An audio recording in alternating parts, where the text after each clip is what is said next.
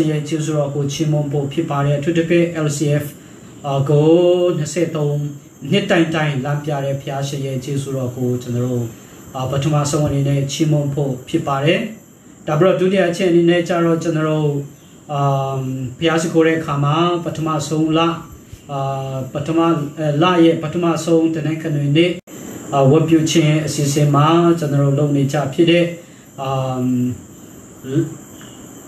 ဖြစ်တဲ့အတွက်ကြောင့်အခုဆိုလို့ရှိရင်ဂျွန်လကျွန်တော်တို့ပထမဆုံးဥပုံနေ့ရောက်ပါပြီအဲ့ဒါအတွက်ကြောင့်ဂျွန်လမှာမွေးတဲ့ဂျွန်လမွေးနေ့ရှင်များတဘရဂျွန်လမှာ baptism ခံတဲ့ကျွန်တော် LCF ကယုံကြည်သူများတဘရဂျွန်လမှာလက်ထပ်ထင်များခဲ့တဲ့ကျွန်တော် LCF ကယုံကြည်သူများမိသားစုများရှိရင်လည်းသူတို့အတွက်ဆုတောင်းပေးပါမယ်တတိယအချက်အနေနဲ့ကျတော့ကျွန်တော် LCF ယုံကြည်သူတယောက်ချင်းစီအတွက်ကျွန်တော်ဆုတောင်းပါမယ်ဒါပြီးတော့ကျွန်တော် LCF အတွက်လည်းကျွန်တော်ဆုတောင်းမယ်အထူးသဖြင့်ဒီ LCF ကိုဦးဆောင်တဲ့ကော်မတီအဖွဲ့ဝင်များအတွက်လည်းကျွန်တော်ဆုတောင်းပေးမယ်ဒါပြီးတော့နံပါတ်5အချက်အနေနဲ့ကျတော့ကျွန်တော်ဒီနေ့အလှူငွေဝင်ပါတယ်ဆက်ဖို့တဖို့အလှူငွေသာသနာ mission အလှူငွေဒါပြီးတော့နံပါတ်6အနေနဲ့ကျတော့ CN9 ကျွန်တော်သာသနာပြုဖို့ရန်အတွက်စောင့်မြို့နယ်လက်ကြီးအိုက်မှာ LCF ကဆေလွတ်ထားတဲ့ CN9 နဲ့သူရဲ့မိသားစုအတွက်သူတို့ရဲ့သာသနာလုပ်ငန်းအတွက်ကျွန်တော်ဆုတောင်းပေးမယ်နံပါတ်8အချက်အနေနဲ့ကျတော့ကျွန်တော်ဒီကမ္ဘာကြီးရင်ဆိုင်နေရတဲ့ COVID-19 အများဆုံးပြောက်ကင်းပြီးတော့ကျွန်တော်ကမ္ဘာကြီးဟာအရင်တုန်းကလိုအေးချမ်းတဲ့ကမ္ဘာကြီးပြန်ပြီးတော့ဖြစ်ဖို့ရန်အတွက်ကျွန်တော်ဆုတောင်းဖို့ဖြစ်ပါတယ်ကျွန်တော်အားလုံးဆုတောင်းဖို့ရန်အတွက် LCF ကယုံကြည်သူများအားလုံးကိုဖိတ်ခေါ်ပါတယ်အားလုံးဆုတောင်းကြပါစို့တန်ရှင်မြတ်မြတ်ဆုံးလင်းတော်မူသောရှင်ထာဝရဘုရားကိုရောယေရှုတင်ပါတယ်ကျွန်တော်ဒီစင်ကာပူမှာရှိတဲ့ LCF ကိုရဖျားရဲ့အတင်းတော်ဒီနေ့ထိတိုင်အောင်အထူးသဖြင့်23နှစ်မြောက်တိုင်အောင်ကိုရလမ်းပြပို့ဆောင်ပြီးတော့ဒီနေ့တို့ကိုရဖျားရဲ့လမ်းပြခြင်းကိုအတင်းမပြုခြင်းအဖြစ်ဒီ LCF 23နှစ်မွေးနေ့ကိုဤကဲ့သို့ပြုလုပ်လေအတူတကွအွန်လိုင်းကနေဝတ်ပြုရသောအခွင့်ကိုရပြင်ရှင်ပေးတဲ့အတွက်ကြောင့်ကိုရယေရှုတင်ပါတယ်ကျွန်တော်တပတ်တလုံးတွာလာလှုပ်ရှားတဲ့နေရာတိုင်းမှာကျွန်တော် LCF ကသာသမီများကိုကိုရလမ်းပြပို့ဆောင်ပြီးတော့ဒီလေကိုရဖျားတန်ရှင်တော်နေ့တမှာအတူတကွကိုရဖျားကိုဝတ်ပြုနိုင်ဖို့ရန်အတွက်အရောက်စီတိုင်းကိုကိုရလမ်းပြပို့ဆောင်တဲ့အတွက်ကြောင့်လည်းကိုရယေရှုတင်ပါတယ်အထူးသဖြင့်ဒီနေ့ LCF ရဲ့23နှစ်မြောက်နေ့တိုင်းအောင်ကျွန်တော်မျိုးကိုလမ်းပြပို့ဆောင်တဲ့အတွက်ကြောင့်ကိုရယေရှုတင်ပါတယ်ဒီ23နှစ်တာကာလမှာကျွန်တော်ခက်ခဲမှုမြောက်များစွာပြဿနာမြောက်များစွာကျွန်တော်ကြုံခဲ့နိုင်ပါတယ်ထိုရများကိုလည်းပဲကျွန်တော်ကြော်လွှားနိုင်ဖို့ရဝိညာဉ်တော်အားဖြင့်ကျွန်တော်မျိုးကိုခွန်အားပေးတဲ့အတွက်ကြောင့် LCF ကိုကိုရလမ်းပြပို့ဆောင်ခဲ့တဲ့အတွက်ကြောင့်ကိုရယေရှုတင်ပါတယ်ကိုရဖျားသူတပည့် LCF ကိုဆက်လက်ပြီးတော့ကိုရကောင်းချီးပေးတော်မူပါကိုရဖျားရဲ့နိုင်ငံတော်အတွက်ကိုရဖျားရဲ့အမှုတော်အတွက်အတူတကွဆက်လက်ပြီးတော့လက်တွဲလက်ပူပေါင်းပါဝင်နိုင်သောကိုရဖျားရဲ့မေတ္တာရဖွဲ့ဖြစ်စေဖို့ရန် LCF ကိုကိုရဆက်လက်၍လာလတန်သောအနာဂတ်မှာလည်းပဲကိုရလမ်းပြပို့ဆောင်ဖို့ရန်အတွက်ကိုရတရိယာလျက်ဆုတောင်းပါတယ်ကိုရဖျားဆက်လက်ပြီးတော့ဒီ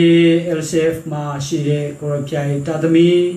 အတင်းသူတင်းသားများအားလုံးအတွက်လည်းပဲကိုရတရိယာဆုတောင်းပါတယ်ကိုရဖျားခုချိန်မျိုးမှာကျွန်တော်ပြဿနာမျိုးစုံအခက်ခဲမျိုးစုံကဘာကြီးရင်ဆိုင်နေရတဲ့အခါမှာကျွန်တော်လည်းပဲ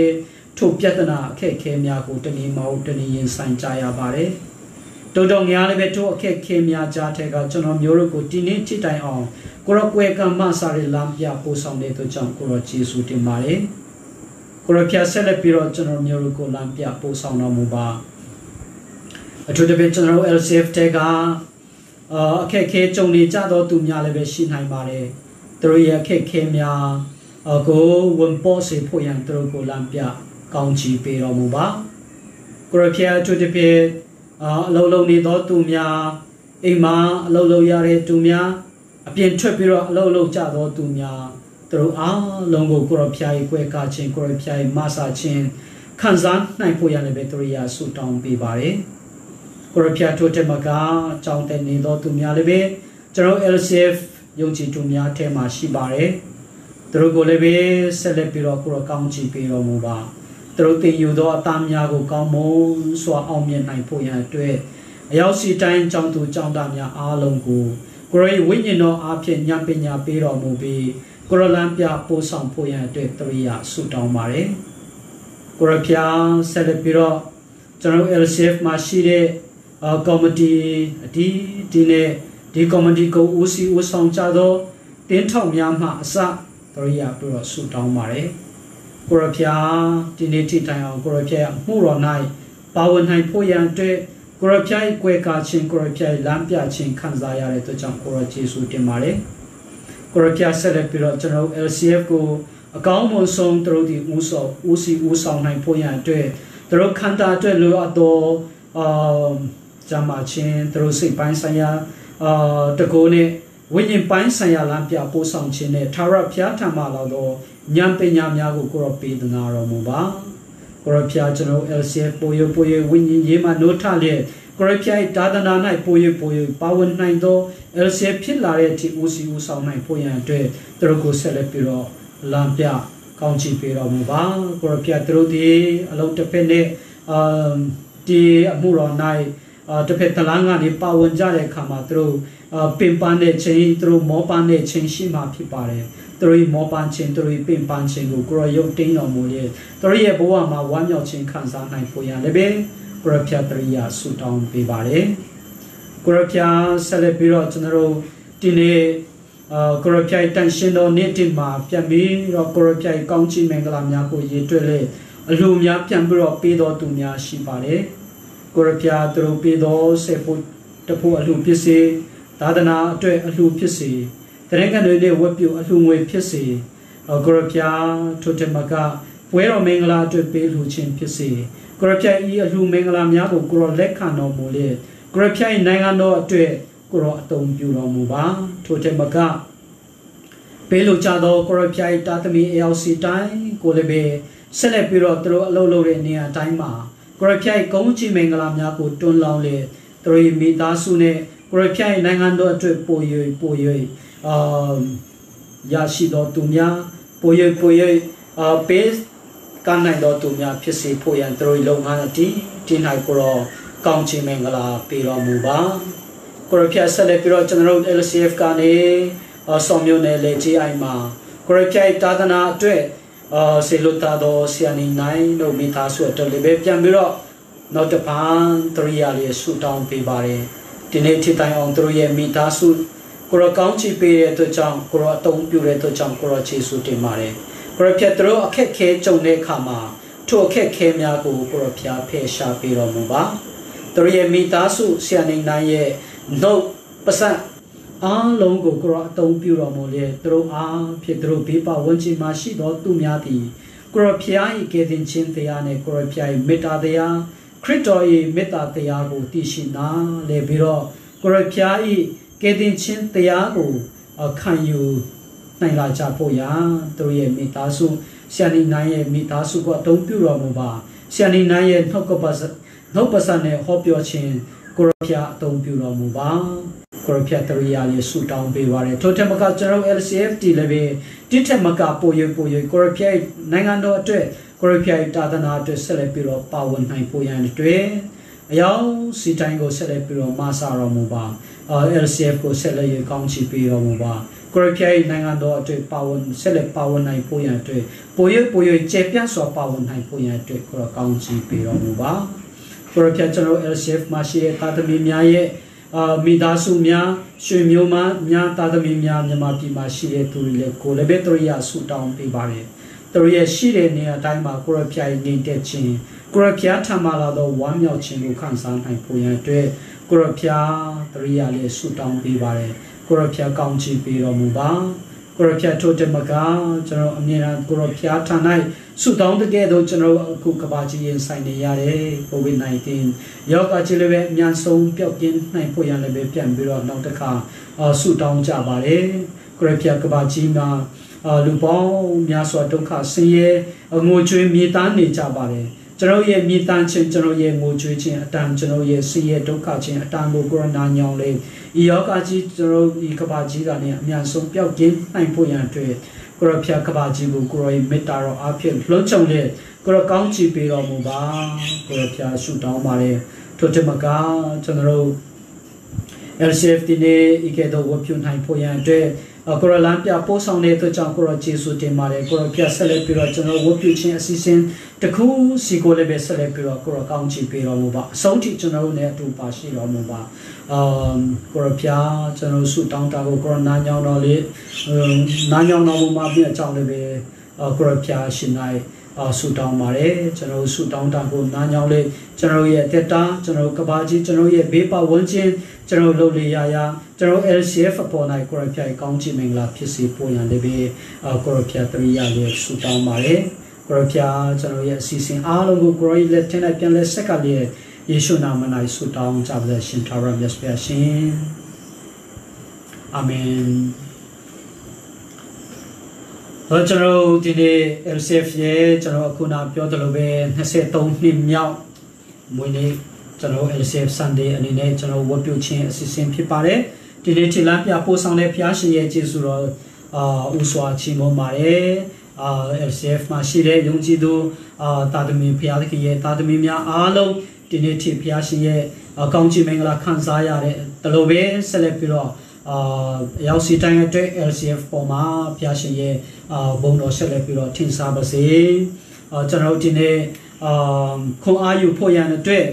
จะเรายุ้ยเชทาร์จันเชการอตมันโนวัตถุขันจีนิเทกาพิบาร์จะเราเมสเซจพูดทาร์ไทม์เมจะเราตมันโนวัตถุขันจีนี่ขังเงต้องเสกคงกันหรือเลเสกคงพิบาร์แต่เมื่อเนี่ยชีเรตัวจังจะเราเลเสตีกันนี่เว็บพับเมตมันโนวัตถุขันจีนี่ขังเงเลเซติกานีเลเซคอนทีจะนอพับเม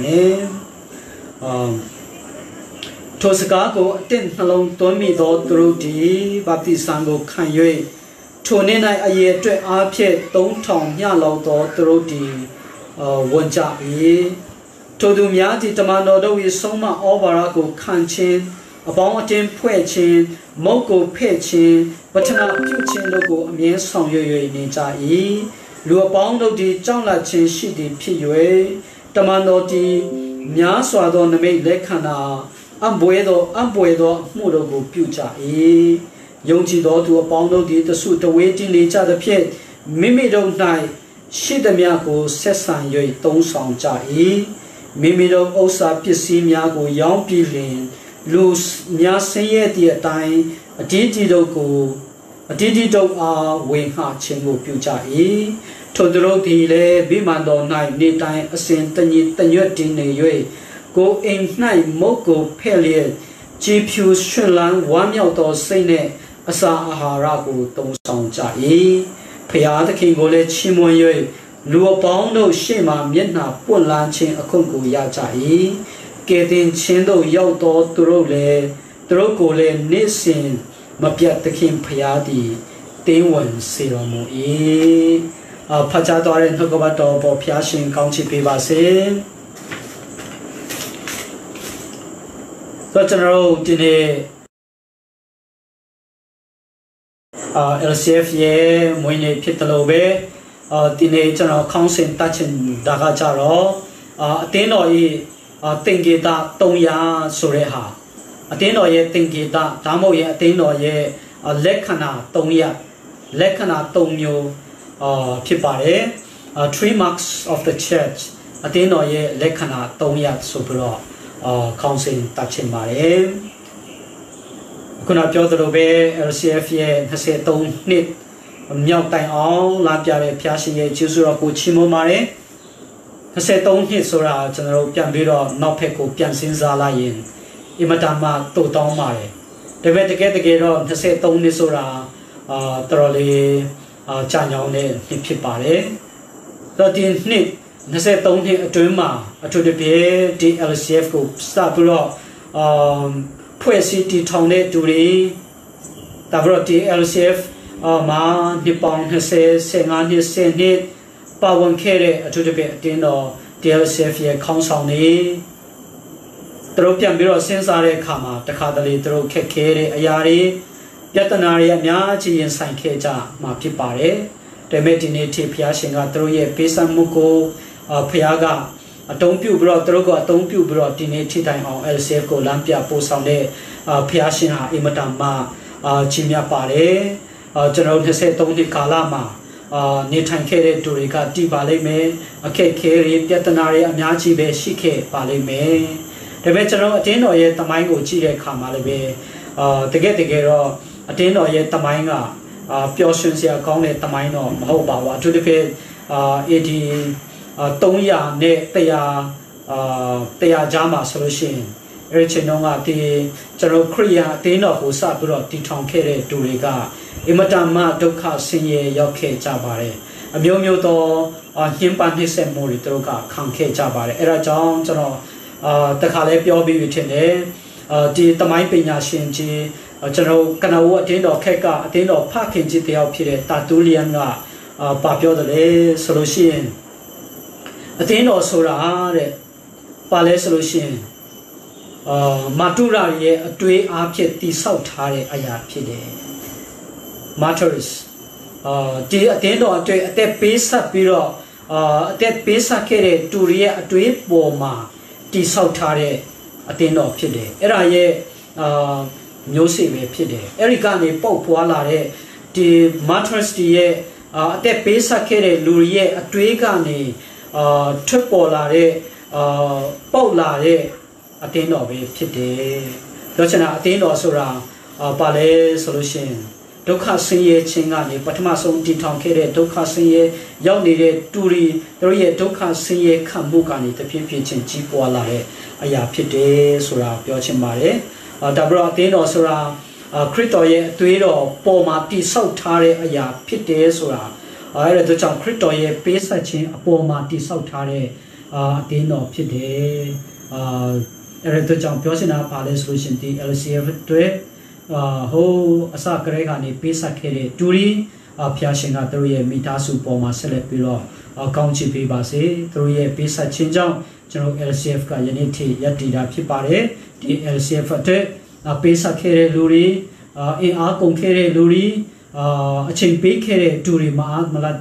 တဲ့ကြားတဲ့ကအချိန်ကြီးဖဲ့ပြီးတော့ LCF အတွက်ပါဝင်ခဲ့တဲ့လူအားလုံးအပေါ်မှာဖျားရှင်ကကောင်းချီးပေးပါစေဆက်လက်ပြီးတော့ဖျားရှင်ရဲ့လမ်းပြခြင်းကိုခံစားကြပါစေ LCF ကိုလည်းပဲဖျားရှင်ကဆက်လက်ပြီးတော့ကောင်းချီးပေးပါစေဆိုတဲ့ဟာပထမဆုံးပြောချင်တာဖြစ်ပါတယ်ကျွန်တော်လမ်းခဲ့တဲ့အပတ်တုန်းက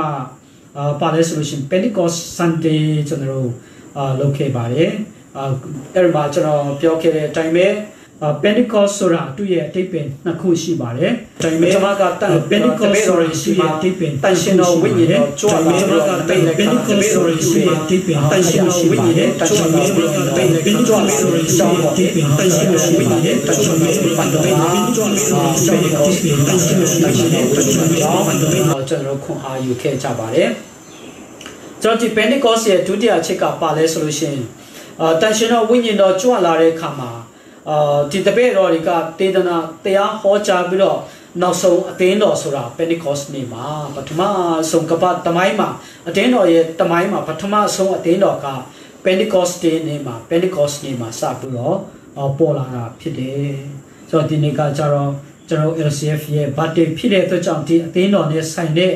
အကြောင်းကိုအနေနဲ့ကျွန်တော်ခွန်အားယူဖို့ရန်အတွက်ရွေးချယ်ထားတာဖြစ်ပါတယ်အသင်းတော်ရဲ့လက္ခဏာ3ခုအတင်းတော်ရဲ့သင်္ကေတ3ခုကျွန်တော်ပြောချင်တာဖြစ်ပါတယ်ဆိုတော့အဲ့ဒီထဲမှာအဲ့ဒီ3ခုကပါလဲဆိုလို့ရှိရင်အတင်းတော်ဆိုတာဝတ်ပြုတော်အတင်းတော်ဖြစ်တယ် worshiping community ဆိုတော့ဒုတိယအချက်ကပါလဲဆိုလို့ရှိရင်အတင်းတော်ဆိုတာမေတ္တာရာဖွဲ့တဲ့အတင်းတော်ဖြစ်တယ်ဆိုတဲ့ဟာပြောချင်တာဖြစ်ပါတယ် the church is a community of fellowship ဒါပေမဲ့ဒါတိယအချက်ကပါလဲဆိုလို့ရှိရင်အတင်းတော်ဆိုတာ Piadikin ye tete kande dino pide. The church is a witnessing church, worshiping church, a community of fellowship and witnessing church. So bro, tongkune kung a pichin bae. That's what she attained also a bale, sorea, nenele, tipambiro, sensapo, lobale. Attained also a bale. Attained also a general Tamahon Janzama solution, Gahal Sore Sakalongani, labare. 2 year day pega Piadikin ye call out body. The Niagani Payaga, Yuto Talai deha. Omaki Abraham go to go 2 year Ingani, 2 year Tidagani Payaga, call like. Idela Lumiori go, the Chalumuri, Jategani, Idela Lumiogo, Titan Piadikin, Yuko like call out. The Niagani, Cobra, Titan Tare Hasore, a day pipare. So Idela Lumiori, Piadikin, Coche, Yuko Chingo Kanyare. Ayago Piochina Pipare, Jaya Piome solution, Deno Sura, Piada Kinga, Titan 2 year getting chingo, Lekane, Durigo, Titan Yuto Puro, Tare, Yonji do a Puesingo, Piochina Pipare, Tamati Jansa Malebe Tane Sindubare, Tamati Jansa Ma Church Sura Pesacalongani La the resolution, Ecclesia Sore Sacalongani Lavare. Ecclesia Sore Tipega the Chambo Bao. Assembly sore take pesi gathering the Nayama to the Gua su Bomburo ne Tine Puesi the Suko, Luta Suko, Piochina Pipare. So every Luria Patuli resolution Piada Kaye, Critoye getting Chingo, Yonchi Lekane, Luda Suko, Assembly gathering Eraco, Piochina Pipare. I read the Dino Sura building. The Asao go Piochina Mahobu. So at the end of Sura, Asao go Piochina Mahobu. Dabro, the Poesi finance, when ye say go Piochina Leve, Mahobu. At the end of ye, take back, Piadikin ye getting Chingo, Yonchi, Lekane, Turi, Eri Asu Apuego, Piochina, Pipare. At the end of Sura, Name Poma, Chimakam, Umapi Piochinaga Palace solution. Methodist, Baptist, Presbyterian, Roman Catholic, Daga Name Pide. Daga Dino Mahobu. Namene, 2 year Dino pitching molly. So 2 year Dino pitching Tisakalong Name Poma Mamuti Babu. Dosina Umape John solution. John Amiachi Shibai. The may John ye pitching 2 Name Poma Mahobu. 2 year pitching boma, 2 year sarita boma, 2 year character boma be pide. So at the end of Soralebe a solution, Dinamerica, Dino Mahobu, 3 year Yonchi Chin, 3 year Yonchi Chin Dalin, at the end of pide. So Methodist Sore Haga, Methodist Pillow, at the end of pide, Presbyterian Pillow, at the end of pide Sore Tabomo. Doesn't at the end of pitching Sura General Ye Namene. Masai Pia can go Yonchi Chinket and Chingo Yonchi Lekambro, the Nea Tema, the suit of bounty Nere, Puesigo, Dino, Hora Pit. But the lesser of the Choka solution, at the end of ye, Name Pomabe, at the end of Sitchin Sura, she is so broad, can you touch it? Da, you know, Uma Roman Catholic at the end of solution, Tongoya, Chause, Matan Kimaboli. But droga pelo can use the resolution. Yama get Roman Catholic attain ta pinma, attain one ma, Korean pide, attain or pide. Roman Catholic attain or ye pimpa ma shire luriga, Yonchi during Mahobu, Korean in Mahobu. So attain or could namine tamata. So Kuchi Malebe the Choshire, Church of Christ, Ma. Jansa tema shire, diname ma, Jansa shire, Metrisura, Jansa tema name mashibu. Era John CC Church of Christ Darlin, Simpane Dino Pite. The Metine Piochanaga, Dino Sura, Name Poma, Mahobu, Genoye, getting Chingo Yabro, Su Wide, Luda Suku, Piochina, Namego Piochina, Mahobu, Suraku, Piochina, Pipare, Era John, General LCF gas solution. Like Christian Church Movement, like Christian Fellowship Pipi, Metroka, a tin of Pipare, so they are Piochina, Pipare. ကျွန်တော်စင်ကာပူအစိုးရရဲ့ဥပဒေတွေကြောင့်ကျွန်တော်ကအတင်းတော်နာမည်မတတ်တာပဲရှိတယ်ဒါပေမဲ့ကျွန်တော်ကအတင်းတော်တဘောဖြစ်တယ်ပို့ပြီးတော့ကျွန်တော်ကအတင်းတော်ဖြစ်တယ်ဆိုတာကိုပြောချင်တာဖြစ်ပါတယ်ဘာဖြစ်လို့လဲဆိုတော့ကျွန်တော်ကdoctrine denomination မဟုတ်ဘူး denomination တစ်ခုရဲ့doctrine သူတို့ရဲ့လုံဆောင်ချက်ပုံစံတွေကိုအခြေခံတာမဟုတ်ဘဲနဲ့ကျွန်တော်ရဲ့denomination background တွေကိုအကုန်လုံးကိုထားခဲ့ပြီးတော့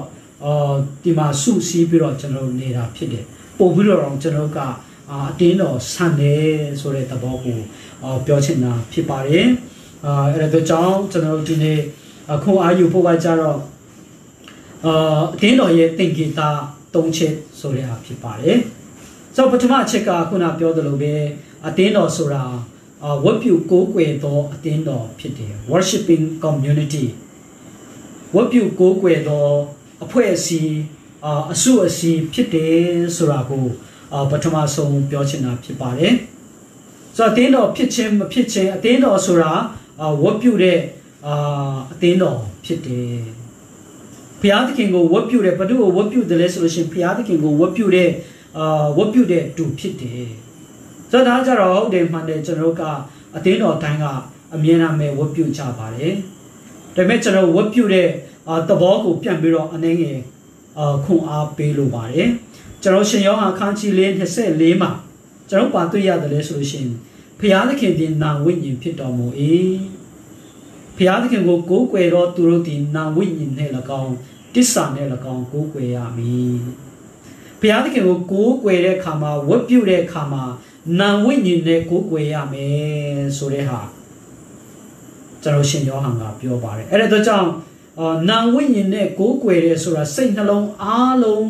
တုတ်ကိုပဲ attention ဦးတည်ပြီးတော့တုတ်ကိုပဲဖျားကိုပဲ focus ထားပြီးတော့ဝတ်ပြုတာကိုပြောချင်တာဖြစ်တယ်ဆိုတော့လက်ပတ်သုံးစာရင်နဲ့ဝတ်ပြုတဲ့ဟာတော့full focus မဖြစ်ဘူးပေါ့လေစိတ်နှလုံးအကျွမ်းမဲ့နာဝိညာဉ်နဲ့ကိုးကွယ်ရမယ်ဆိုတာတနေ့တော့ဘုရားကျောင်းမှာတယောက်ဘုရားကျောင်းတွားတယ်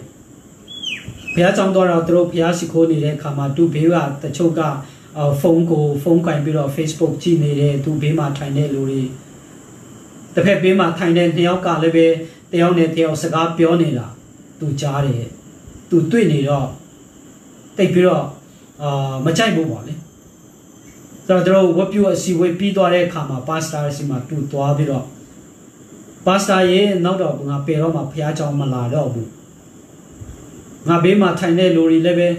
စကားပြောနေကြတယ်တချို့ကဖုန်းပဲကြည့်နေကြတယ်ဘာမှဘုရားကိုအာယုံမပြုတ်ကြဘူး focus မထားကြဘူးဆိုတော့ပါစတာကဟုတ်ပါပြီခမရမလာချင်းလေ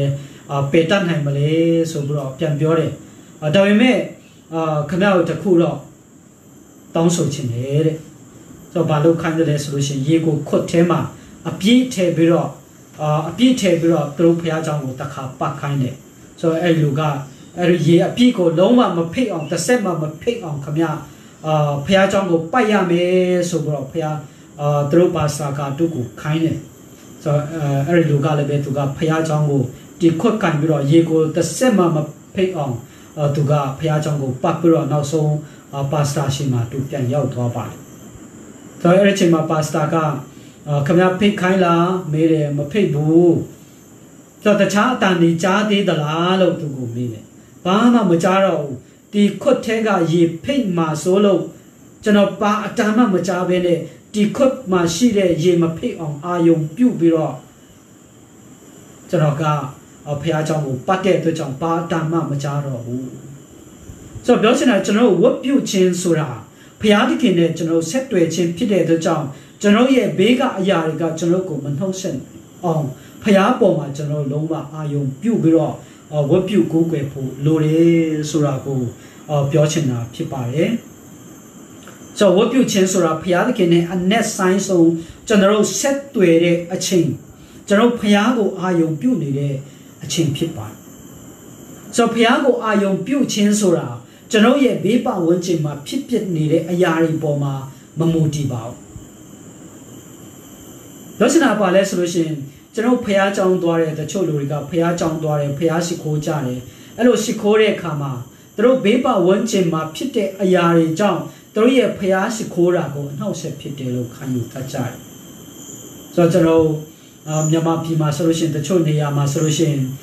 keyboard မရှိရင်တချင်းမဆိုရင်ဖះကိုမရှိခိုးနိုင်ကြတော့သူတို့ရဲ့ဖះရှိခိုးခြင်းဆိုတာတချင်းကောင်းတာ keyboard ကောင်းတာဂီတာတီးတာဘုံတီးတာအဲ့ဒီပုံမှာပဲမူတည်နေတာကိုကျွန်တော်တွေ့ရပါတယ် worship ဖះကိုဝတ်ပြုခြင်းဆိုတာဖះကိုဦးတည်ပြီးတော့ဝတ်ပြုတဲ့အရာဖြစ်တဲ့အတွက်ကြောင့်ကျွန်တော်ဘေးပတ်ဝန်းကျင်မှာ solo မဆိုရင်လည်းပဲတချင်းမဆိုရင်လည်းပဲကျွန်တော်ကဝတ်ပြုနေတာဖះကိုအာယုံပြုနိုင်တဲ့အရာဖြစ်တယ်ကျွန်တော်ရဲ့တချို့ကျွန်တော်ဖះเจ้าမှာကျွန်တော်ရဲ့ instrument မကောင်းလို့solo ဆိုတာမကောင်းလို့ဆိုရဲကျွန်တော်ရဲ့ဝတ်ပြုခြင်းကိုထိခိုက်တဲ့သဘောမျိုးတချို့ကခံယူတတ်ကြပါတယ်အဲဒါကြောင့်ဝတ်ပြုခြင်းဆိုတာ worship ဆိုတာပါလဲဆိုလို့ရှိရင်ဖျားနဲ့ကျွန်တော်ကြားမှာဆက်တွေ့မှုကိုပြောချင်တာဖြစ်တဲ့အတွက်ကြောင့်ကျွန်တော်ကဖျားကိုပဲအာရုံထားဖို့လိုပါတယ်ဆိုတော့ကျွန်တော်ကဖျားဝတ်ပြုခြင်းလို့ပြောတဲ့အခါမှာတချို့အမြင်မှာဆိုလို့ရှိရင်တချို့ကဆိုလို့ရှိရင်ဖျားကိုအာယုံမပြုတ်တော့ဘဲနဲ့ဒီတရားဟောတာအဲကိုပဲအာယုံပြုတာဒါမှမဟုတ်ဆိုလိုဆိုတာအဲကိုပဲအာယုံပြုတာဒီချင်း music အတန်ကိုပဲအာယုံပြုတာဖျားကိုလုံးဝအာယုံမပြုတ်ဘဲနဲ့ဝတ်ပြုတဲ့သူတွေလည်းပဲရှိတတ်ပါတယ်ဝတ်ပြုခြင်းရဲ့အတိတ်ပဲဆိုတာဖျားကိုအာယုံပြုတ်ခြင်းဖြစ်ပါတယ်ဆိုတာပြောချင်ပါတယ်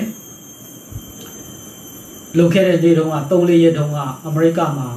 အကြီးအကျယ်ပဲသူတို့တပိတ်မှောက်ကြတယ်လူအစုလိုက်အပုံလိုက်နဲ့သူတို့တပိတ်မှောက်တော့နောက်ဆုံးWhite House ပေါ့လေတမတာနေတဲ့အိမ်ဖြူတော်နားမှာလည်းပဲသူတို့ကသွားပြီးတော့တပိတ်မှောက်ပါတယ်အဲ့လိုတပိတ်မှောက်တဲ့အခါမှာတမတာလည်းပဲအကြာကြီးပဲသူ့ရုံခန်းသူ့ရဲ့ဒီအိမ်ဖြူတော်ထဲမှာသူပုံနေတယ်ဒါပေမဲ့နောက်ဆုံးသူထွက်လာပြီးတော့ပါလို့တယ်လေဆိုလို့ရှိရင်တင်းဖြူတော်နားမှာရှိတဲ့ဖះเจ้าသူတစ်ခါမှမသွားဖို့ရဲ့ဖះเจ้าစိတ်ချောင်းဖះเจ้าရှေ့မှာသူသွားပြီးတော့ကျန်းစာအုပ်ကိုမြောက်ပြီးတော့စကားနည်းနည်းပါပါပြောပြီးတော့သူပြန်ထွက်သွားတယ်ဒါပေမဲ့အဲ့လိုသူအဲ့ဒီစိတ်ချောင်းဖះเจ้าရှေ့မှာကျန်းစာအုပ်ကိုမြောက်နိုင်ဖို့ရန်အတွက်ဒီအိမ်ဖြူတော်ရှေ့မှာတပိတ်မှောက်တဲ့လူတွေကိုမျက်ရည်ရောဘုံနေနဲ့ကျဲပြီးတော့သူတို့ကိုလူစုအရင်ခွဲပြီးတော့ဒီဖះเจ้าရှေ့မှာသူဖះကျန်းစာအုပ်ကိုတွားပြီးတော့ကင်မြောက်တယ်ပေါ့လေဆိုတော့အဲ့ဒီချိန်မှာအဲ့ဒီဖះเจ้าရဲ့ပါစတာကအစပေါ့လေတော်များကသူ့ကိုဝေဖန်ကြတယ်တမဒကြီးကိုပေါ့လေဘယ်လိုဝေဖန်တယ်ဆိုလို့ရှိရင်ကျန်းစာအုပ်တအုပ်ကင်ပြီးတော့လက်ထဲမှာမြှောက်ပြီးတော့ဖះเจ้าရှေ့မှာကျန်းစာအုပ်တအုပ်လက်ကင်မြှောက်ဖို့အတွက်တက်နဲ့လူအများကြီးကိုမျက်ရည်ရုပ်ပုံးတယ်သူတို့ငိုကြွေးအောင်သူတို့ဒုက္ခရောက်အောင်မျက်စိတွေဆက်အောင်ကျမ်းမာရေးထိခိုက်အောင်မျက်ရည်ရုပ်ဘုံတွေနဲ့ကျဲပြီးတော့လူစုခွဲပြီးတော့ခွဲဖို့လိုတဲ့ဟာကိုတော်တော်လေးဝေဖန်ကြတာပေါ့လေဒါပါလဲဆိုလို့ရှိရင် show up ပေါ့လေသူကျန်းစာအုပ်ကိုမြှောက်ပြီးတော့သူရဲ့ဘာသာရေးအကြောင်းပြချက်တစ်ခုတက်အတွေ့သူဖះเจ้าရှိမှရပ်ပြီးတော့ကျန်းစာအုပ်ကင်မြောက်ဖို့ရန်အတွက်လူအများကြီးကိုသူကဒုက္ခပေးခဲ့တယ်ဆိုတဲ့သဘောပေါ့တခါတလေကျွန်တော်ကဖះเจ้าမှာဝတ်ပြုဖို့သွားတဲ့အခါမှာတခါတလေကျွန်တော်ကဝတ်ပြုတဲ့အခါမှာ show up အတွက်ကျွန်တော်ကဝတ်ပြုတတ်ကြပါတယ်ဖះကိုတကယ်အာယုံမပြုတ်ဘဲနဲ့ကျွန်တော်ရဲ့အရာတွေကျွန်တော်ကိုခန္ဓာမှာဆွဲထားတဲ့ဆွဲကြိုးတွေအဝတ်အစားတွေကို show up လုပ်ဖို့ရန်အတွက်ဖះเจ้าကိုသွားနေတဲ့သူတွေလည်းပဲအများကြီးပဲရှိပါတယ်ဒါပေမဲ့ဝတ်ပြုခြင်းဆိုတာဘုရားသခင်နဲ့တကယ်အာယုံနဲ့ကျွန်တော်ဘုရားနဲ့ဆက်တွေ့ခြင်းဖြစ်တယ်ဘုရားနဲ့ဆက်ဆံခြင်းဖြစ်တယ်ဘုရားကိုပဲကျွန်တော်ကအဓိကအာယုံပြုရမှာဖြစ်တယ်ဘုရားကျောင်းထဲမှာဖြစ်ပျက်နေတဲ့အရာတွေကိုအာယုံပြုဖို့မဟုတ်ဘူးဆိုတော့အတင်းတော်ဆိုတာဒီဘုရားကိုအာယုံပြုတဲ့ဘုရားကိုဝတ်ပြုတဲ့အတင်းတော်ဖြစ်တယ်ဆိုတာကိုပြောချင်တာဖြစ်ပါတယ်ကျွန်တော်ဝတ်ပြုခြင်းလို့ပြောတဲ့အခါမှာ2မျိုးရှိပါတယ်တစ်ခုကပါလဲဆိုလို့ရှိရင်တဝတ်တယောက်တည်းနဲ့ private personal devotion ပေါ့တဝတ်တယောက်တည်းနဲ့ devotion လုပ်တာရှိတယ်လို့တ တပည့်မှာလည်းပဲပါလဲဆိုလို့ရှိရင် corporate worship လို့ခေါ်တဲ့အတူတကွဖျားเจ้าမှာတနေရာရာမှာဝတ်ပြုခြင်းဆိုတာရှိပါတယ် private worship နဲ့corporate worship ဆိုတော့ဒီနှစ်ခုစလုံးကအင်မတန်မှအရေးကြီးပါတယ်ပထမဆုံး private worship ကပါလဲဆိုလို့ရှိရင်ကျွန်တော်ယုံကြည်သူတွေကကျွန်တော်အလုပ်လုပ်ရတဲ့အတွက်ကြောင့်ဖျားเจ้าမှာနေ့တိုင်းဖျားကိုမရှိခိုးနိုင်ဘူးဖျားเจ้าမှာတနင်္ဂနွေနေ့တရက်ပဲကျွန်တော်ကဝတ်ပြုနိုင်တဲ့အတွက်ကြောင့်ဒီယုံကြည်သူတွေကကျွန်တော်အိမ်မှာကျွန်တော်အလုပ်လုပ်တဲ့အချိန်မှာကျွန်တော်အချိန်ရတဲ့အခါမှာကို private worship personal devotion ကိုတဝတ်တယောက်တည်းနဲ့ဖျားကိုအာယုံပြုပြီးတော့ဆုတောင်းပြီးတော့ကျမ်းစာဖတ်ပြီးတော့ကျွန်တော်လှုပ်ဆောင်ခြင်းဟာလည်းပဲဒီအတင်းတော်တစ်ခုအတွင်းအင်မတန်မှအရေးပါတဲ့အရာဖြစ်ပါတယ်ဆိုတော့ကျွန်တော်လူသားတွေဆိုတာနေ့တိုင်းထမင်းစားပြီးတော့အသက်ရှင်ရတယ်မနေ့တစ်ခါညတစ်ခါအဲ့ဒီကြားထဲမှာ coffee တွေတောက်တယ်မုတ်တွေစားပြီးတော့အဲ့လိုမှအသက်ရှင်နိုင်တဲ့လူတွေဖြစ်တယ်ကျွန်တော်ဝိညာဉ်ရေးလည်းပဲအဲ့ဒီသဘောပါပဲပြန်ပြီးတော့သူ့မှာအစာဖြည့်ပေးဖို့လိုပါတယ်အဲ့ဒီတော့ကျွန်တော်တနင်္ဂနွေနေ့ထဲမှာပဲအတင်းတော်ကတနင်္ဂနွေနေ့ထဲမှာပဲကျွန်တော်ဝတ်ပြုခြင်းတပတ်တစ်ခါပဲဝတ်ပြုခြင်းကကျွန်တော်ယုံကြည်သူအတင်းတော်မှာရှိတဲ့ယုံကြည်သူတွေအတွက်ကျွန်တော်ရဲ့ဝိညာဉ်အစာအာဟာရအတွက်မလုံလောက်ပါဘူးအဲ့ဒီတော့ကျွန်တော်ရဲ့ personal devotion က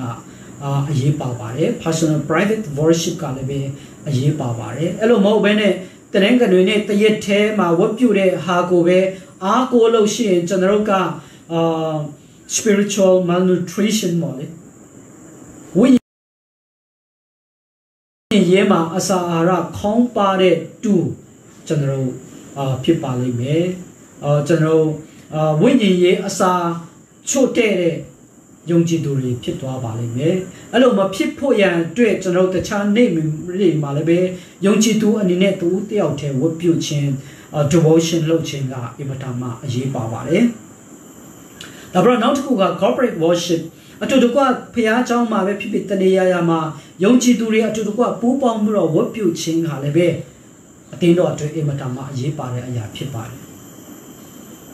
ဆိုတော့ကျွန်တော်ဒီနေ့ချိန်ခါမှာဆိုလို့ရှိရင်ကဘာကြီးကတဖြည်းဖြည်းချင်းနဲ့တိုးတက်လာတဲ့အတွက်ကြောင့်ဖျားเจ้าကိုမသွားတော့တဲ့ခရိယာန်တွေပေါ့လေအများကြီးရှိပါတယ်သူတို့က unchurched လို့ခေါ်တယ်ဖျားเจ้าမှာမပါဝင်တော့ဝတ်ပြုမသွားတော့တဲ့သူတွေအများကြီးပဲရှိကျွန်တော်မြန်မာပြည်မှာလည်းပဲအတင်းတော်တစ်ခုရဲ့လူဦးရေစည်ရင်းမှာတကယ်ပုံမှန်ဖျားเจ้าကိုသွားတဲ့သူတွေကဒီအတင်းတော် membership ရဲ့စုစုပေါင်းရဲ့20%ရာခိုင်နှုန်း30%ရာခိုင်နှုန်းပဲပုံမှန်သွားကြပါတယ်အများစုကဖျားเจ้าမသွားကြဘူးဒါပေမဲ့ဒီနေ့ပြောချင်တာပါလဲဆိုလို့ရှိရင်ဒီ corporate worship အတူတကွဝတ်ပြုခြင်းကဒီမတမှာအရေးပါပါတယ်ကျွန်တော်ဖျားအိမ်မှာတယောက်တည်းဆုတောင်းနေုံနဲ့မပြီးပါဘူးအိမ်မှာတယောက်တည်းကျမ်းစာဖတ်နေုံနဲ့မပြီးပါဘူးကျွန်တော်အတင်းတော်မှာ corporate worship အတူတကွဝတ်ပြုခြင်းဟာလည်းပဲယုံကြည်သူတွေအတွက်အရေးပါတဲ့အရာဖြစ်ပါတယ်။ဘာဖြစ်လို့လဲဆိုတော့ပထမအချက်အနေနဲ့ကျွန်တော်အတင်းတော်ဆိုတဲ့စကားလုံးကိုက gathering အတူတကွစုစည်းတဲ့ပူးပေါင်းတဲ့အဖွဲ့အစည်းကိုရည်ညွှန်းထားတဲ့အရာဖြစ်တဲ့အတွက်ကြောင့်ကျွန်တော်အတင်းတော်အနေနဲ့တနေရာထဲမှာဝတ်ပြုကိုးကွယ်ခြင်းဟာလည်းပဲအရေးပါပါတယ်။အတင်းတော်ဆိုတဲ့စကားလုံးကိုက gathering assembly ဖြစ်တဲ့အတွက်ကြောင့်တနေရာမှာဝတ်ပြုခြင်းကအရေးပါပါတယ်။ယုံကြည်သူတယောက်အနေနဲ့ဒီလိုမျိုးအတူတကွပူးပေါင်းဝတ်ပြုတဲ့နေရာမှာတွားဖို့ကအင်မတန်မှအရေးပါပါတယ်။ဘုရားကျောင်းတွားခြင်း church attendance ကအင်မတန်မှယုံကြည်သူတယောက်မှာအတွက်အရေးပါပါတယ်။ဘာဖြစ်လို့လဲဆိုတော့အတင်းတော်ရဲ့နာမည်ကိုက gathering ဖြစ်ပါတယ်။အဲဒီတော့ကြောင့်တယောက်တည်းဆုတောင်းနေုံနဲ့မပြည့်စုံဘူးဆိုတာကိုပြောချင်ပါတယ်။နောက်တစ်ခုကပါလဲဆိုလို့ရှိရင်ဘာဖြစ်လို့ corporate worship အတူတကွပူးပေါင်းပြီးတော့ဝတ်ပြုတာဖျားเจ้าသွားတာအရေးကြီးတယ်လေဆိုလို့ရှိရင်ဖျားသခင်ကကျွန်တော်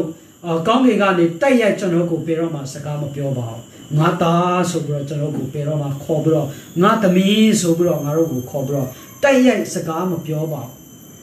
ဘုရားသခင်ကကျွန်တော်ကိုစကားပြောတဲ့အခါမှာကျွန်တော်ဘေးမှာရှိတဲ့လူတွေကနေတဆင့်ကျွန်တော်ဘုရားရဲ့စကားကိုကျွန်တော်ကြားလေရှိပါတယ်အဲ့ဒါကြောင့်ဘုရားရဲ့စကားကိုကြားဖို့ရန်အတွက်ကျွန်တော်လူတွေနဲ့အတူယုံကြည်သူတွေနဲ့အတူကျွန်တော်ရှိနေဖို့လိုပါတယ် အဲ့ဒါမှသာလျှင်ဖခင်ရဲ့စကားကိုကျွန်တော်ကြားမှာဖြစ်ပါတယ်ကျွန်တော်အိတ်လေရင်းနဲ့ကျွန်တော်ညမှာအိမ်မက်မှာဖခင်သခင်ကပေါ်လာပြီးတော့ကျွန်တော်ကိုစကားပြောမှာမဟုတ်ပါဘူးကျွန်တော်ရဲ့ဘေးမှာရှိတဲ့လူတွေယုံကြည်သူတွေညီအကိုမောင်နှမတွေကနေတဆင့်ဖခင်ကစကားပြောတဲ့အတွက်ကြောင့်ကျွန်တော်ပုံမှန်ဖခင်ကြောင့်တွားပြီးတော့တခြားလူတွေနဲ့မေတ္တာရဖွဲ့ဖို့လိုပါတယ်အဲ့ဒါကြောင့်corporate worship ဟာအရေးကြီးပါတယ်ဒါပေမဲ့ corporate worship အတူတူကဝတ်ပြုခြင်းကဘာလို့ပုံဖော်တယ်လဲဆိုလို့ရှိရင်ကျွန်တော်ဟာဖခင်ရဲ့သားသမီးတွေဖြစ်တယ်ဖျားတပါးကြီးကိုကိုးကွယ်တဲ့ယုံကြည်သူတွေဖြစ်တဲ့အတွက်ကြောင့်ညီအကိုမောင်နှမတွေဖြစ်တဲ့အတွက်ကြောင့်တနေရာမှာမိသားစုလို့အတူတူကနေထိုင်ပြီးတော့ဖျားကိုဝတ်ပြုဖို့ကဖို့လည်းပဲအရေးပါတယ်အဲ့ဒီအတွက်ကြောင့်ကျွန်တော်ရဲ့ corporate worship ဟာလည်းပဲအရေးပါပါတယ်ဆိုတာကိုပြောချင်ပါတယ်ဆိုတော့ကျွန်တော်အသင်းတော်ဆိုတာဝတ်ပြုတဲ့ဖျားကိုအာယုံပြုတဲ့တူတွေဖြစ်တယ်ဆိုတာကိုပထမဆုံးအနေနဲ့ပြောချင်တာဖြစ်ပါတယ်ဒုတိယအချက်ကပါလဲဆိုလို့ရှိရင်အသင်းတော်ဆိုတာမေတ္တာရဖွဲ့တဲ့အဖွဲ့အစည်းဖြစ်ပါတယ်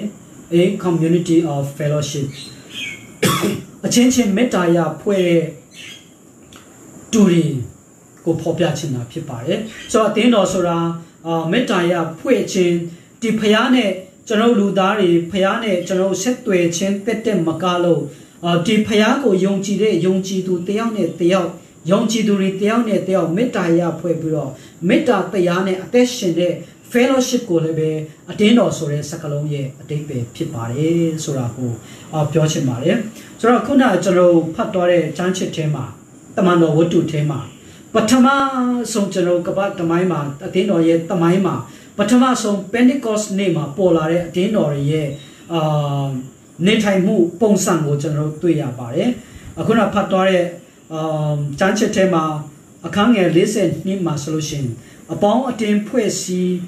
အပေါင်းအတင်းဖွဲ့ခြင်းမုတ်ကိုဖဲ့ခြင်းပတ္ထနာပြုခြင်းဆိုပြီးပထမဆုံးအတင်းတော်တွေကသူတို့အတင်းအဖွဲ့နဲ့သူတို့ကနေထိုင်တယ်မုတ်ကိုဖဲ့ပြီးတော့အတူတကွစားတော့ကြတယ်ဒါပြီးတော့သူတို့ကပတ္ထနာပြုကြတယ်ဖျားကိုဝတ်ပြုကြတယ်ဆိုတာတွေ့ရပါတယ်အခန်းငယ်44မှာလည်းပဲ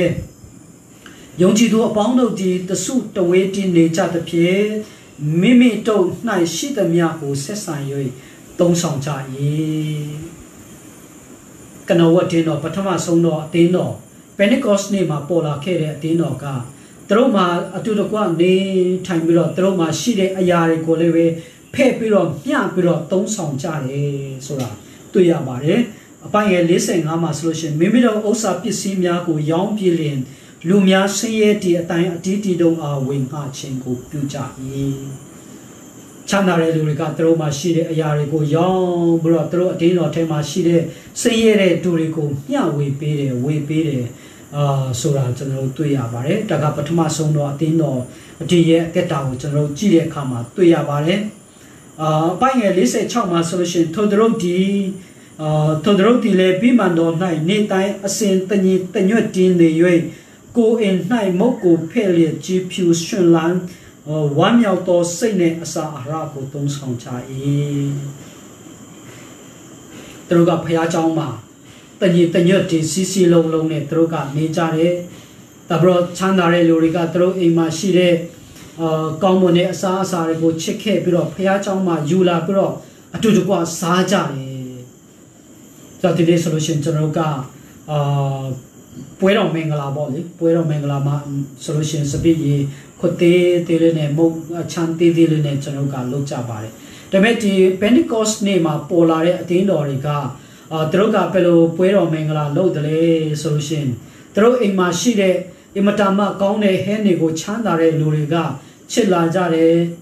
မရှိတဲ့လူတွေကလည်းပဲရှိတဲ့ချင်းပေါင်ရွက်လေးအရွက်ကလေး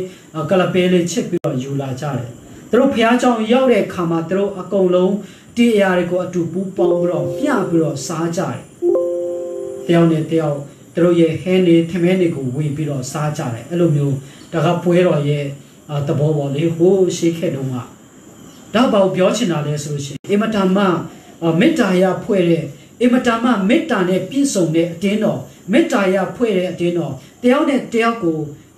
care လုပ်တယ်တယောက်နဲ့တယောက်ကိုဂရုစိုက်ကြတယ်ဆိုတဲ့သဘောဖြစ်ပါတယ် မေတ္တာရဖွဲ့ခြင်းနဲ့ပြည့်စုံတဲ့အတင်းတော်ဖြစ်တယ်ဆိုတာတမန်တော်ဝတ္ထုမှာကျွန်တော်တို့တွေ့ရပါတယ်ကျွန်တော်မေတ္တာရဖွဲ့ခြင်းဆိုတာအတင်းတော်အတွက်အင်မတန်မှအရေးပါပါတယ်အတင်းတူတင်းသားတွေကဘုရားသခင်နဲ့ဆက်တွေ့ရုံနဲ့မပြီးပါဘူးအချင်းချင်းအပြန်အလှန်မေတ္တာရဖွဲ့ခြင်းဆိုတာရှိဖို့လိုပါတယ်ဒီမေတ္တာရဖွဲ့ခြင်းဆိုတာအတင်းတော်ရဲ့အင်မတန်မှအရေးပါတဲ့လက္ခဏာတရားသင်္ကေတတစ်ခုဖြစ်တယ်ဆိုတာကျွန်တော်တို့တွေ့ရပါတယ်အဲ့ဒါကြောင့်ကျွန်တော်မေတ္တာရမရှိတဲ့အတင်းတော်ကစဉ်းစားစရာဖြစ်ပါတယ်ဘာဖြစ်လို့လဲဆိုတော့ကျွန်တော်အတင်းတော်ကြားထဲမှာတယောက်နဲ့တယောက်ကြားထဲမှာရှိတဲ့မေတ္တာတရားဆိုတာ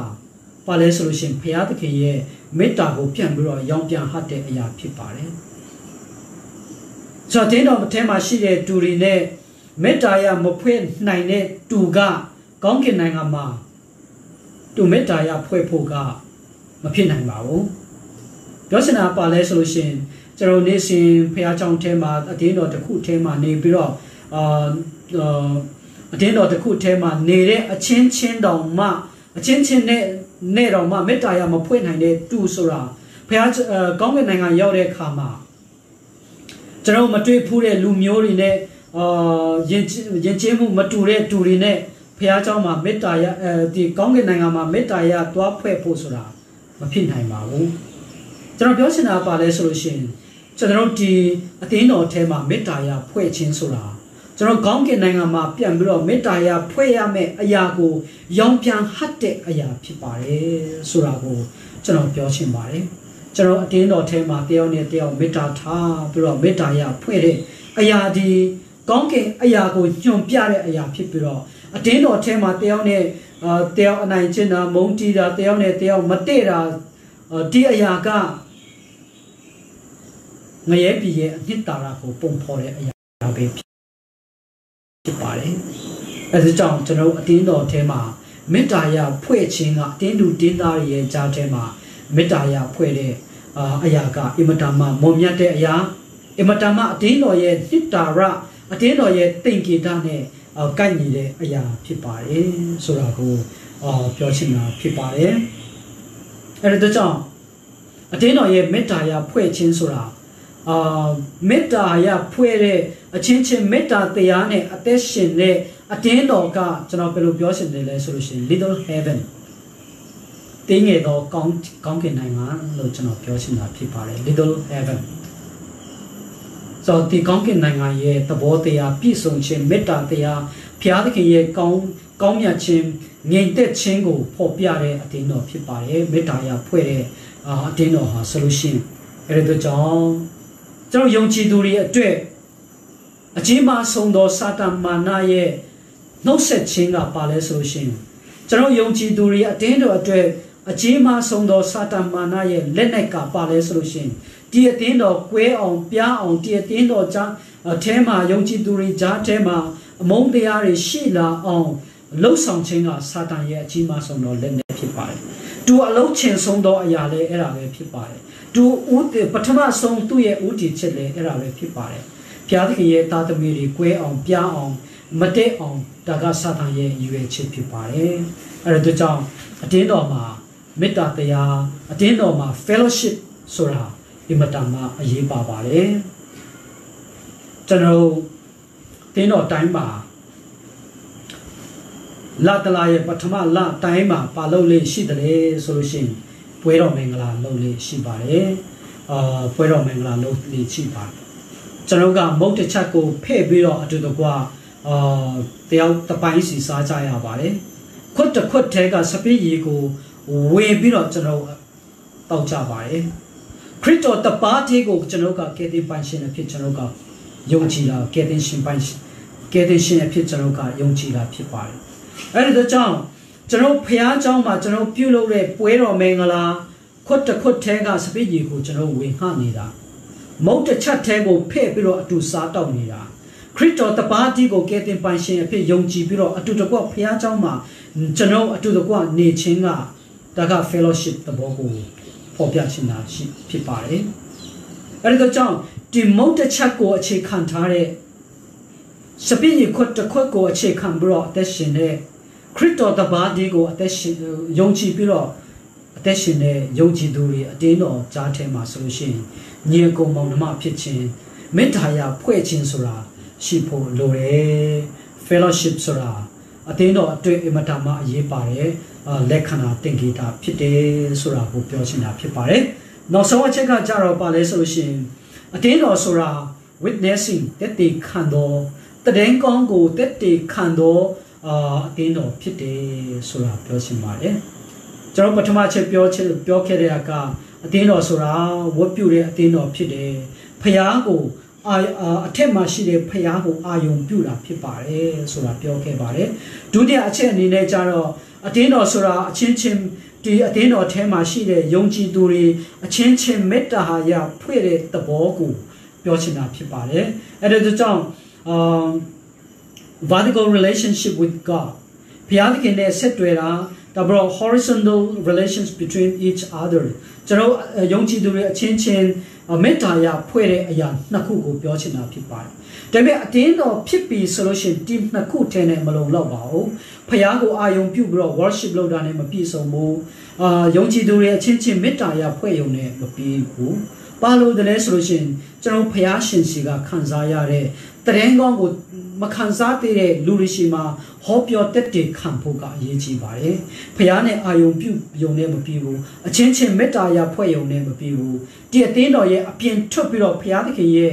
တရင်ကောင်းကိုတခြားလူတွေရှိမှာတက်တဲ့ခံချင်းကလည်းပဲအတင်းတော်အတွက်အင်မတန်မှအရေးကြီးတဲ့အရာဖြစ်ပါတယ်ဆိုတာတွေ့ရပါတယ်။အခုနကျွန်တော်ဖတ်တော်တဲ့တမန်တော်ဝတ္ထုအခန်းချင်း2အခန်းငယ်40ခုမှာဆိုလို့ရှိရင်ကနောပန်တီကော့စ်နေ့မှာပေါ်လာတဲ့အတင်းတော်မှာတဖြည်းဖြည်းချင်းနဲ့ယုံကြည်သူတွေများလာတာကိုကျွန်တော်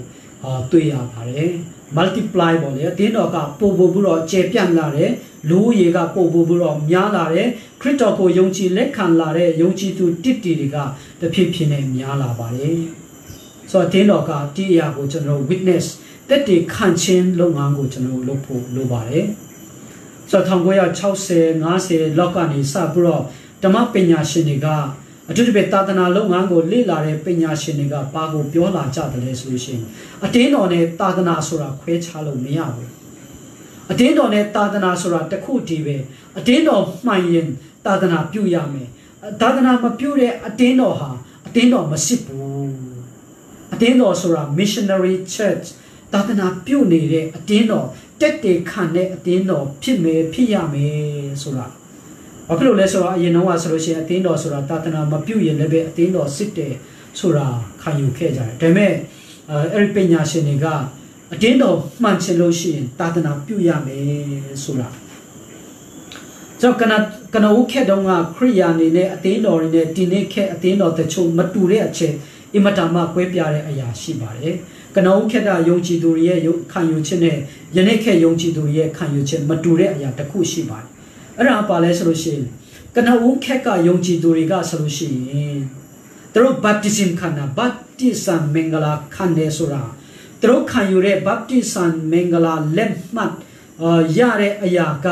သာသနာပြုဖို့ရန်အတွက်လက်မှတ်လို့သူတို့ကခံယူတယ်ခရိယန်ဖြစ်ပြီး baptism ခံပြီးဆိုလို့ရှိရင်သာသနာပြုရမယ်ဒီတရင်ကောင်းကိုဟောကြားရမယ်ဆိုတာသူတို့ကခံယူတယ်အဲ့ဒါကြောင့်အဲ့ဒီကနဦးခက်တုန်းကဆိုလို့ရှိရင်ကျွန်တော်အတင်းတော်တမန်လေးလာတဲ့အခါမှာသူတို့စကားလုံးသုံးတဲ့အားရှိတယ်ပါလဲဆိုလို့ရှိရင် gossiping the gospel တရင်ကောင်းကိုအတင်းပြောတာ gossip လုပ်တာပေါ့ပြောစင်တာပါလဲဆိုလို့ရှိရင်လူတိုင်းကသူတို့ရောက်တဲ့နေရာတိုင်းမှာဒီတရင်ကောင်းအကြောင်းကိုပဲခရိယာန်တွေကပြောကြတယ်ဈေးမှာကျိတ်ဝရောင်းတဲ့လူကဈေးမှာအရွက်ရောင်းတဲ့လူကလည်းပဲသူအရွက်ရောင်းရင်းနဲ့ဒီတရင်ကောင်းကိုပဲခရစ်တော်ရဲ့ကယ်တင်ခြင်းအကြောင်းကိုပြောတယ်ယုံမှာယုံတက်တဲ့သူကလည်းပဲသူယုံခမ်းမှာဒီအကြောင်းကိုသူပြောပြီးတော့တက်တည်ခံတယ်ကုံတယ်တွေကလည်းပဲသူတို့ကုံတယ်လုပ်တဲ့နေရာမှာသူတို့ကဒီအကြောင်းကိုတက်တည်ခံတယ်အိမ်ဖော်လုပ်တဲ့လူတွေကလည်းပဲသူတို့အိမ်ဖော်လုပ်တဲ့နေရာမှာဒီတရင်ကောင်းကိုသူတို့က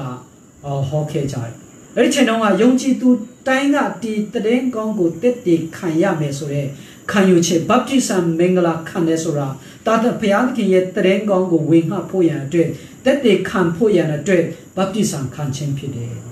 ဆိုတော့ဒီနေ့ခရိယန်တချို့ကကြတော့ baptism mengala khande lemma yare sura kaung ke nangan to pho lemma lo atoi be tro thing khe cha da me kana wo khe dong ma baptism khan chin sura phya thikhin ye tet te khan phit po yan twe Christတော်ရဲ့ witness တက်တေခံဖြစ်ဖို့ရန်အတွက် baptism မင်္ဂလာခံတယ်ဆိုပြီးတော့သူတို့ကဒီတရင်ကောင်းကိုသူတို့ကဝင်ခခဲ့ကြတယ်။ယုံကြည်သူတိုင်းကသူတို့ဒီတရင်ကောင်းကိုဝင်ခခဲ့ကြတယ်ဆိုတာကျွန်တော်တွေ့ရပါတယ်။ကျွန်တော် LCF လည်းပဲကျွန်တော်တတ်နိုင်တဲ့ဖက်ကနေဒီသဒ္ဒနာလုပ်ငန်းကိုအရင်ကတည်းကကျွန်တော်ပါခဲ့ကြပါတယ်။အခုနဆုတောင်းတဲ့အတိုင်းပဲကျွန်တော်ဆောင်မျိုးနေမှာလေချီအိုင်မှာဆရာနေနိုင်မိသားစုကိုကျွန်တော်ကထောက် IFCF ကထောက်ပံ့ပြီးတော့တာသနာလုပ်အတွက်လုပ်ငန်းအတွက်လှုပ်ဆောင်ခဲ့ကြပါတယ်ဆက်ပြီးတော့တာသနာတစ်ထွန်ဖို့ရလည်းပဲဆုတောင်းနေကြလို့ဖြစ်ပါတယ်အဲ့ဒါကြောင့်ဒီနေ့မှာခွန်အားပေးချင်တာကအတင်းတော်ဆိုတာတာသနာပြုတဲ့တက်တင်ခံတဲ့အတင်းတော်ဖြစ်ရမယ်ဆိုတာပြောချင်ပါတယ်ဒါပေမဲ့ယုံကြည်သူတိုင်းကကျွန်တော်ဒီနှုတ်နဲ့တွားပြီးတော့တနေရာမှာတွားပြီးတော့တက်တေခံလုပ်ငန်းတော့ကျွန်တော်မလုံနိုင်ပါဘူးအများစုကမလုံနိုင်ပါဘူးဒါပေမဲ့ကျွန်တော်ပြောချင်တာပါလဲဆိုလို့ရှိရင်သာသနာကွန်းဆိုတာနေရာတိုင်းမှာရှိပါတယ်သာသနာကွန်းဆိုတာကျွန်တော်ယုံလုံနေတဲ့နေရာမှာကျွန်တော်ရဲ့ယုံခံလည်းပဲသာသနာကွန်းပါပဲကျွန်တော်ဈေးရောက်တဲ့နေရာလည်းပဲသာသနာကွန်းပါပဲနေရာတိုင်းကသာသနာကွန်းဖြစ်ပါတယ်အဲ့ဒါကြောင့်ကျွန်တော်ကအချိန်ပြည့်သာသနာလုပ်ငန်းမှာမပါနိုင်ဘူးဒါပေမဲ့ကျွန်တော်လုံလေတမျှတီ missionary existence ဒီတရင်ကောင်းကိုတက်တေခံတော့အသက်တာမျိုးကိုကျွန်တော်ယုံကြည်သူတိုင်းကပိုင်ဆိုင်ဖို့လိုတယ်ဆိုတာကိုပြောချင်တာဖြစ်ပါတယ်ကျွန်တော်ရဲ့ lifestyle ကmissionary lifestyle ကျွန်တော်လုပ်တဲ့အရာတိုင်းကျွန်တော်သွားတဲ့နေရာတိုင်းကဒီ missionary purpose သာသနာလုပ်ငန်းအတွက်ရွယ်ပြီးတော့ဒီတရင်ကောင်းကိုတက်တေခံတဲ့ယုံကြည်သူတွေအသက်တာမျိုးကိုပိုင်ဆိုင်တာအဲ့ဒါကိုပြောချင်တာဖြစ်ပါတယ်ဆိုတော့တရင်ကောင်းကိုကျွန်တော်ကနှုတ်နဲ့မဟောနိုင်ပေမဲ့ကျွန်တော်ရဲ့အသက်တာအားဖြင့်ပြနိုင်ပါတယ် witness through our lifestyle our way of life ကျွန်တော်ရဲ့အသက်တာအားဖြင့်ကျွန်တော်တရင်ကောင်းကိုဝင်ခဖို့လိုပါတယ်စကားပုံမှန်လည်းပဲပါရှိတယ်လေဆိုလို့ရှိရင်action louder than words စကားလုံးထက်ကျွန်တော် action လက်တွေ့လှုပ်ဆောင်ခြင်းကပို့ပြီးတော့ကျေလောင်တဲ့အတန်ဖြစ်တယ်ဆိုတော့ကျွန်တော်တက်ရင်ကောင်းကိုကျွန်တော်အတက်တာအားဖြင့်ကျွန်တော်ပြဖို့လိုတယ်ဆိုတာကိုကျွန်တော်ခွန်အားပေးလို့တာဖြစ်ပါတယ်ဒီနေ့ကျွန်တော် LCF Sunday ဖြစ်ပါတယ်23နှစ်မြောက်နေ့ဒီနေ့အဲ့လိုမျိုးဝတ်ပြုခွင့်ရတဲ့အတွက်ကြောင့်ဘုရားရှင်ရဲ့ကျေးဇူးတော်ကိုချီးမွမ်းပါတယ်ကျွန်တော် LCF လည်းပဲဘုရားသခင်ရဲ့သာသနာလုပ်ငန်းမှာဆက်လက်ပြီးတော့ကျွန်တော်ပါဝင်နိုင်ချဖို့ရန်အတွက်လည်းပဲဆုတောင်းပါတယ်ဒီနေ့ကျွန်တော်အဓိကထားတဲ့အချက်ကကျွန်တော်ခွန်အားယူတဲ့အချက်ကအတင်းတော်ဆိုတာဝတ်ပြုတဲ့အတင်းတော်ဖြစ်တယ်မေတ္တာရဖွဲ့တဲ့အတင်းတော်ဖြစ်တယ်တပြီးတော့တက်တေခံတော်အတင်းတော်ဖြစ်တယ်ဆိုတော့အတင်းတော်ရဲ့လက္ခဏာမှာဒီသုံးခုကဘယ်ဟာမှပြစ်ပယ်လို့မရတဲ့အတင်းတော်ရဲ့tri dimension လို့ခေါ်တဲ့အတင်းတော်တစ်ခုမှာရှိရမယ့်မျက်နှာ၃ခုပေါ့လေအတင်းတော်ရဲ့လက္ခဏာ၃ရပ်ဒီ၃ခုကအင်မတန်မှအရေးပါပါတယ် witness worship fellowship witness ဆိုတာအတင်းတော်အတွေ့အမတန်မှအရေးပါပါတယ်အဲဒါကြောင့် LCF မှာရှိတဲ့ယုံကြည်သူများကျွန်တော်ရဲ့အသက်တာမှာဒီ၃ခုကိုအမြဲတမ်းပဲရင်ထဲပိုက်ပြီးတော့ကျွန်တော် LCF တဲ့ဆက်ပြီးတော့ကျွန်တော်ရဲ့အသက်တာအတွက်ဆက်ပြီးတော့ဆက်လှမ်းကြပါစို့ကျွန်တော်အတင်းတော်ရဲ့မွေးနေ့မှာအတင်းတော်ရဲ့လက္ခဏာ၃ရပ်ဝတ်ပြုခြင်းမေတ္တာရဖွဲ့ခြင်းနဲ့တက်တေခံခြင်းလုပ်ငန်းအကြောင်းနဲ့ကျွန်တော်ခွန်အားယူလာဖြစ်ပါတယ်ဒီအရာအဖြစ် LCF မှာရှိတဲ့ယုံကြည်သူအယောက်စီတိုင်းအားလုံးကိုဖျားရှင်ကောင်းချီးပေးပါစေကျွန်တော်ဝတ်ပြုခြင်းအစီအစဉ်ကိုအဆုံးသတ်မှာဖြစ်ပါတယ်ကျွန်တော်အဆုံးသတ်ဖို့ရန်အတွက်အားလုံးဆုတောင်းကြပါစို့ထာဝရသက်ရှင်တော်မူသောထာဝရဖျားကျွန်တော် LCF ကိုလုံခဲ့တဲ့နှစ်ပေါင်း23နှစ်ကနေစပြီးတော့ဒီနေ့23နှစ်ပြည့်တဲ့နှစ်ထိတိုင်အောင် ကိုရတရေပြီးတရေတနေ့ပြီးတနေ့တနေ့ပြီးတနေ့ကိုရလမ်းပြပို့ဆောင်တဲ့အတွက်ကြောင့်ကိုရယေရှုတင်ပါတယ်23နှစ်တိုင်တိုင်ရပ်တည်နိုင်ဖို့ရန်အတွက်ခွန်အားထုတ်ခဲ့တဲ့လူတွေငွေရေးကြေးအဖြစ်ပါဝင်ခဲ့တဲ့လူတွေအချမ်းချမ်းအဖြစ်ပါဝင်ခဲ့တဲ့သူတွေတို့ထမက TLCF အတွက်နေတိုင်းပါဝင်ခဲ့တဲ့အမြဲတမ်းဆုတောင်းခဲ့တဲ့သူတွေ TLCF မှာပါဝင်ခဲ့တဲ့ယုံကြည်သူအယောက်စီတိုင်းကိုရဆက်လက်ရကိုရကောင်းချီးပေးတော်မူပါ LCF ကိုလည်းပဲဆက်လက်ရကိုရကောင်းချီးပေးတော်မူပါဆက်လက်ပြီးတော့ကိုရဖျား၏နိုင်ငံတော်အတွက်ပါဝင်နိုင်ဖို့ရန်ကိုရမဆာတော်မူပါ LCF မှာရှိတဲ့ယုံကြည်သူတယောက်စီတိုင်းရဲ့အသက်တာမှာလည်းပဲကိုရဖျားထံမှာလာတော့ငြိမ်သက်ခြင်းဝမ်းမြောက်ခြင်းပျော်ရွှင်ခြင်းခံစားနိုင်ဖို့ရန်အတွက်တို့ရှိတဲ့နေရာတိုင်းအတီးတီမှာကိုရလမ်းပြလေးကွဲကားလေးကိုရမဆာတော်မူပါကိုရဖျားဒီနေ့ကျွန်တော်မျိုးဝတ်ပြုတဲ့အစီအစဉ်အစကနေအလေအဆုံးတိုင်အောင်ကျွန်တော်မျိုးရနဲ့ပါရှိတော်မူတဲ့အတွက်ကြောင့်ကိုရယေရှုတင်ပါတယ်ကိုရဒီနေ့ကျွန်တော်ဝတ်ပြုတဲ့ချိန်မှာကျွန်တော်ပြုလုပ်ခဲ့တဲ့အစီအစဉ်တစ်ခုCD ကျွန်တော်ရဲ့အသက်တာမှာဝိညာဉ်ပိုင်းဆိုင်ရာမှာတိုးတက်သောစေသောအရာကျွန်တော်ရဲ့အသက်တာပိုင်းဆိုင်မှာတိုးတက်စေသောအရာဖြစ်စေဖို့ရန်ကိုရကောင်းချီးပေးတော်မူပါထို့ထက်မကလာလတန်သောအပများမှာလည်းပဲကိုရဖျားဆက်လက်ပြီးတော့ကိုရဖျားကိုဝတ်ပြုနိုင်ဖို့ရန်ကိုရကောင်းချီးပေးတော်မူပါအထူးတစ်ပြကျွန်တော်ဖျားเจ้าမှာပဲအတူတကွတနေရာထဲမှာပူပေါင်းပြီးတော့အတူတကွကိုရဖျားတယောက်နဲ့တယောက်မေတ္တာရဖွဲ့ပြီးတော့ပြန်ပြီးတော့ကိုရဖျားကိုမေတ္တာရကိုရဖျားရှင်းနိုင်မေတ္တာရဖွဲ့လေကိုရဖျားကိုအတူတကွပြန်ပြီးတော့ဖျားเจ้าမှာဝတ်ပြုနိုင်ဖို့ရန်လည်းပဲအများဆုံးပြန်ပြီးတော့အကောင့်ထဲပေါ်နိုင်ဖို့ရန်ကိုရကောင်းချီးပေးတော်မူပါကျွန်တော်မျိုးတို့ရဲ့အသက်တာအားလုံးကိုကိုရဖျားရဲ့လက်ထဲ၌ပြန်လဲဆက်ကလေးယေရှုနာမ၌ဆုတောင်းပါလေအရှင်ထာဝရမြတ်စွာဘုရားရှင်ကဲ LCF ယုံကြည်သူအယောက်စီတိုင်းဘုရားရှင်ကောင်းချီးပေးပါစေတပတ်တာလုံးဆက်လက်ပြီးတော့ဘုရားရှင်ကလမ်းပြပို့ဆောင်ပါစေမြင့်တက်ခြင်းဝမ်းမြောက်ခြင်းပျော်ရွှင်ခြင်းအားလုံးခံစားကြပါစေဒီလောက်နဲ့ပဲကျွန်တော်တို့ဝတ်ပြုခြင်းအစီအစဉ်ကိုအဆုံးသတ်ပါမယ်